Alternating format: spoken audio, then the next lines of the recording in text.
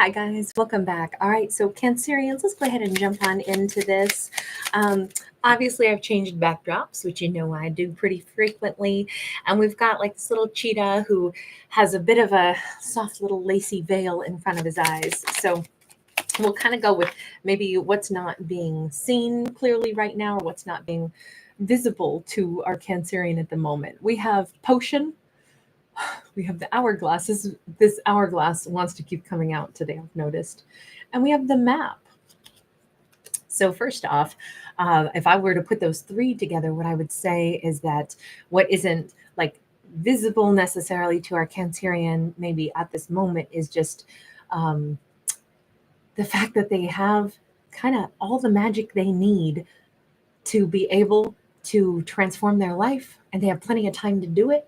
If this Cancerian wants to go somewhere, if they want to change something, if they want to alter anything about how their life goes, they have every every bit of like power and cognition and grace and you know energy of spirit to pretty much reshape their world as they would like it to be. If they want to make a change, if they want to go somewhere, if they want to do something different, um, this Cancerian holds that power, holds that like little magic. Amanda, awesome. Hi, Violet. Oh, you sweetheart. Thank you so much for being here. Really nice to see you. RT, thank you so much, sweetheart. We have a Seven of Swords and we have a Five of Pentacles. Um, Something has rocked the apple cart for this Cancerian. And yet, even with things being rocked, um, maybe that's I should not say and yet Cancerian can overcome, but rather Cancerian must be reminded that ugly things happen, cruelty happens, lies happen, deceit happens, and it is an unfortunate part of life, and it is very hard to handle. But this will not be how their story has to go.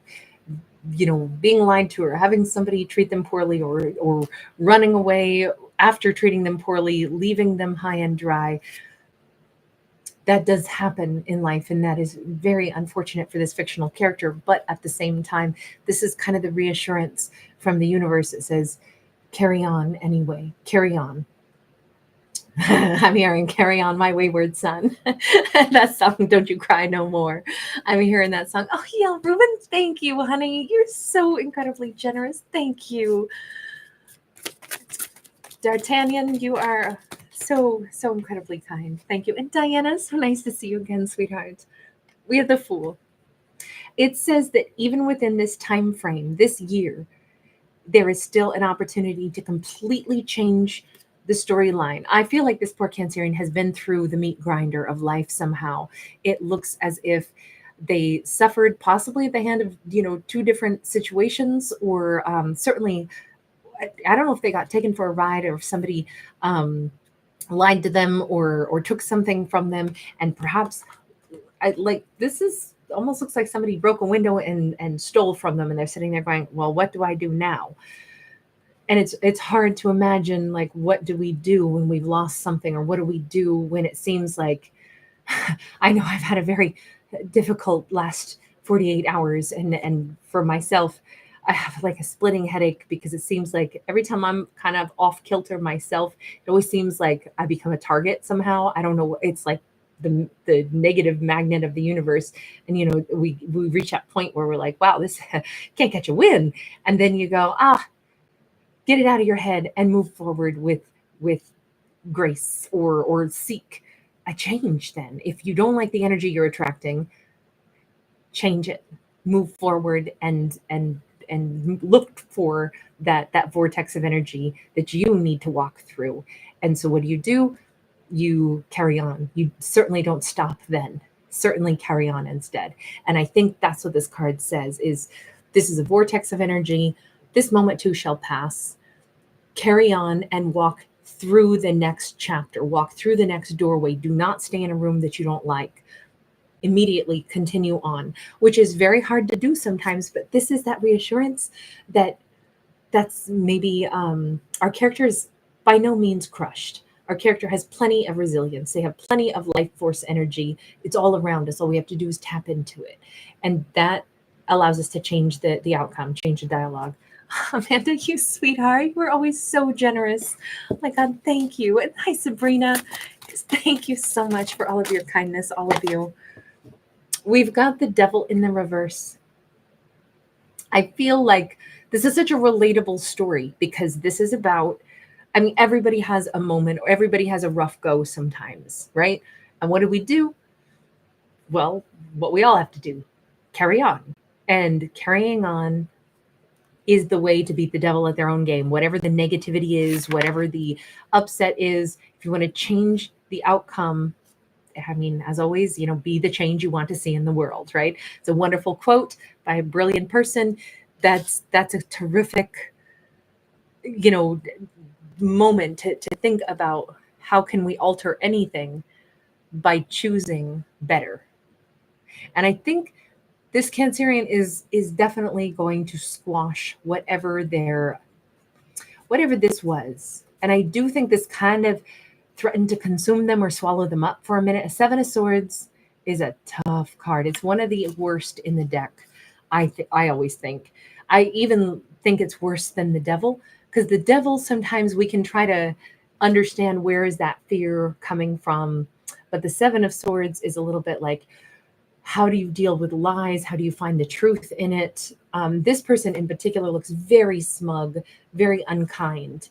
And if that's, it feels like something underhanded was done to our poor Cancerian, but this says it will get better. The Cancerian themselves, through their own choices, they choose to move beyond it. Things can't hurt us that we don't allow to hurt us. It's like, well, those are really just, well, I mean, if it took money from Cancerian, then yes, that's a more tangible hurt. But moving beyond is the best way to beat the devil. That takes a lot. That takes a lot for a character, perhaps, to be able to continue forward. But the Seven of Wands, I always think is such a cute little card. And this deck is kind of cool. I actually bought two of them. I don't know if I've mentioned it because it's actually a deck that I always forget its name. But you notice the imagery on the back. It's the same maker, but it's like I think it's just called like 78 or something. And all of the 78 cards are done by a different artist. So there's no cohesiveness to the designs, which is what I liked because it's just like all over the place. And it's truly like a collectively created deck. But that we changed to this cute little picture of a little ogre who's been like, I'm so overwhelmed. And the mice are either coming to comfort him, or the mice can also be the worries. Sometimes they can be the little nibblers. So we can see it in two different ways. But this is how we overcome struggles. And I have to say, instead of like for this Cancerian, I think instead of them dealing with things that are like distressing, I think that they are moving beyond it, and they're realizing that maybe things weren't even as distressing as what they thought they were. Maybe it was their own fears and worries that like magnified things. And I think that's like a fair assessment also. Keep in mind, this whole story is actually empowering our Cancerian. It's reminding them that they hold the power. They hold the energy within themselves. They hold everything that they need to change a scenario. So no matter what, the one thing that a character can always control is how they react to anything. And I think that is the source of their power. So if they magnified something that was upsetting, it might have been them giving their power away just a little bit. That is not to like say, oh, well, Cancerian shouldn't have felt however they felt. I mean, everybody has a right to feel how they feel. But I do like that this is giving the power back to our lead character. Tell me just a little bit more about that Fool card. What is the change that Cancerian is making? Two of Swords. Well, sometimes closing doors is the best way to go. Christopher Thacker, you made a comment about dog kisses making headaches go away, and Aries apparently is singing his little dog song for us right now. with that Two of Swords, he's really going at it tonight. With that Two of Swords, I'm sorry, guys, I know that gets really loud. Aries, my love. We have unusual extra noises around us right now, so please forgive his little protection song. That's always what I picture. It's like he's singing a protection song. Um,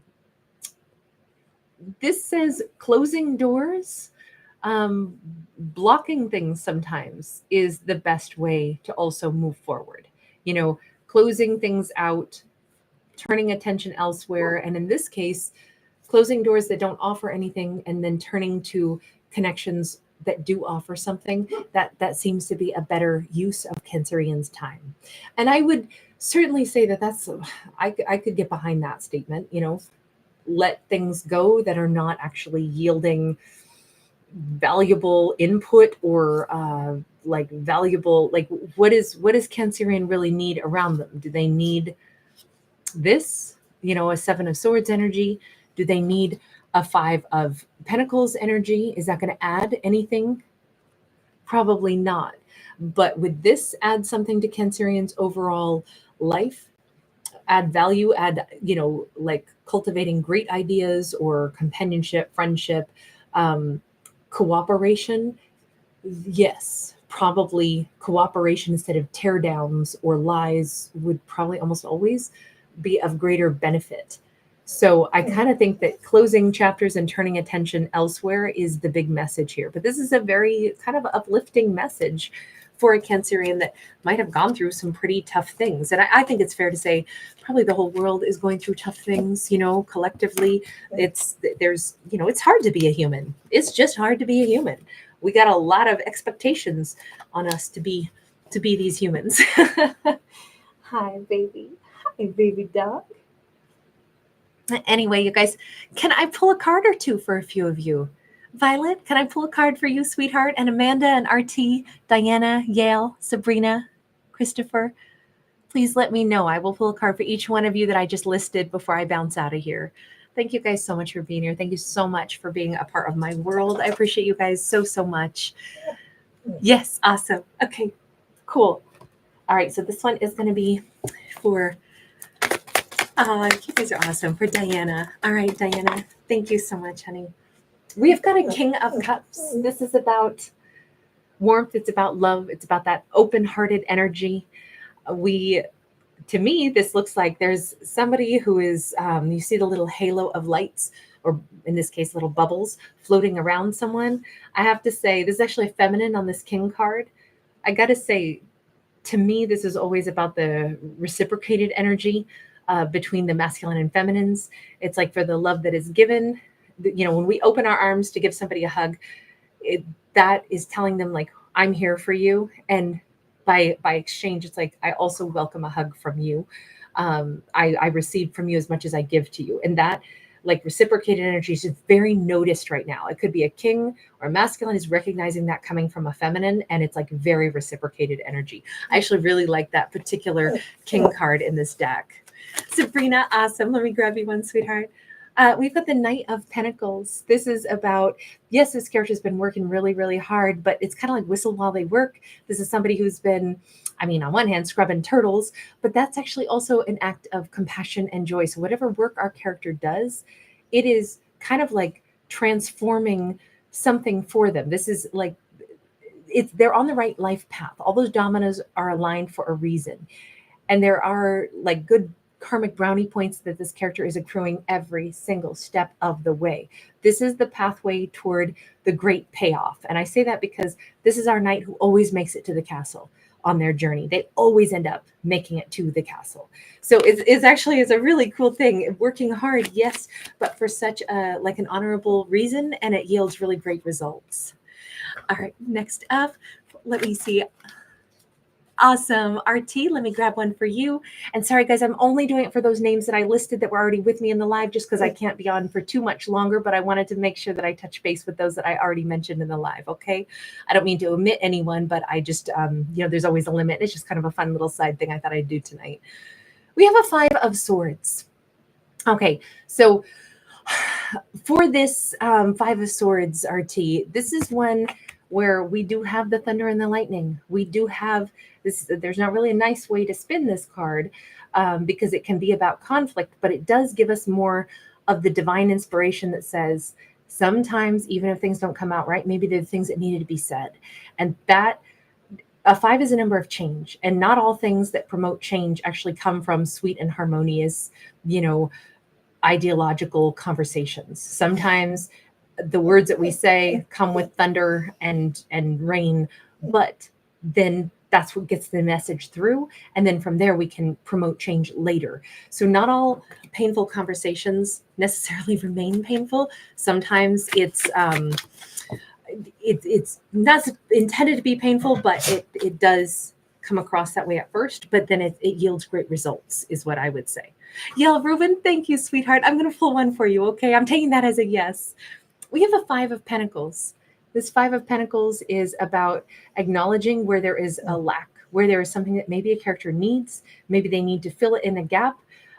This could be something like not attending to like their own talents and bringing that into fruition because they're busy helping others. This usually a Five of Pentacles is a little bit of like a character who needs to be able to identify like maybe there's not enough time in a day left to do all the things that they want to do. They have the talent, but they don't have the time to address it. They have so much, but how do they put in the application? And so it can just be somebody who's missing out on one aspect of life only because they're missing that one little component, you know? And so sometimes it's about finding the, well, let's put it this way, the perfect living room, but we don't have time to go shopping for the perfect comfy couch, so we're still not fully enjoying our living room. It's that kind of thing. Our character already has their five, but if we added something else complementary, then it's like kismet. So it's just a little bit of something that still needs to be worked out, just a smidge.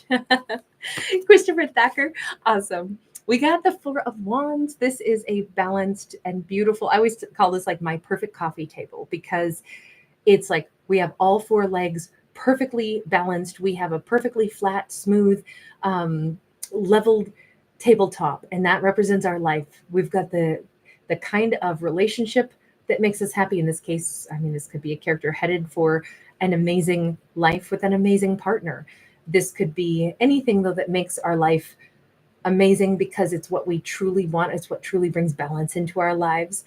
That's what our character is growing into. And I say that because we have like, you know, the images of like springtime and flower garlands. Also, somebody could be a great dancer, and going to a wedding could be a really fun thing too. But the subconscious message is say yes to the things that, you know, make us dance and make us kick up our feet and make us laugh and make us enjoy life. So really, really kind of a sweet, really kind of a cool message on that. Amanda Curry, awesome. Let me grab you one, honey. We have the Nine of Pentacles. Nine of Pentacles is all about personal success, personal abundance. This is the strength and the confidence to pause every once in a while and look around and be like, I did this. I made this. Look at all this stuff I did. I did all this. It's a character who's kind of standing in their greatest power. But remember, a Nine of Pentacles is only one away from a 10. And a 10 of Pentacles tends to be like a collaborative effort. So when we get to a certain point in life where it's like our character has everything that they themselves needed to check off their list, then they're ready to collaborate with someone else who might be a wonderful, like blending of energies to kind of like help, kind of just help, like I'll say, complement the energies of all that our lead characters already accomplish. You know, it's not even the icing on the cake. It's the little teeny tiny sprinkles that we add on top of an iced cupcake. You know, you don't need the sprinkles necessarily, but it does make it really pretty and really a little something extra. So anyway, you guys, thank you so much for being here. I appreciate you guys so much. Thank you, everybody, for your beautiful energy. Thank you again. You guys are so generous. Violet, I'm sorry. I think maybe I missed out on you. All right, you guys, take care. It is very much, much my honor, Christopher Thacker. I heart cake icing too. Thank you again, Neil Rubin. Sabrina, thank you. Right back to you. And I'm sorry, I just I just wanted to wrap that up swiftly tonight. As you can hear, my baby is kind of here. I was just petting him, so now I must go off and play with the baby for a bit. I'll be back tonight on my other channel on Case Regretless Life. Thank you guys for making my life so much better. You have no idea how much light you add into my world. So if you ever wondered, you're very, very heartwarming for me. So thank you guys, everyone, for all of your kindness. Bye.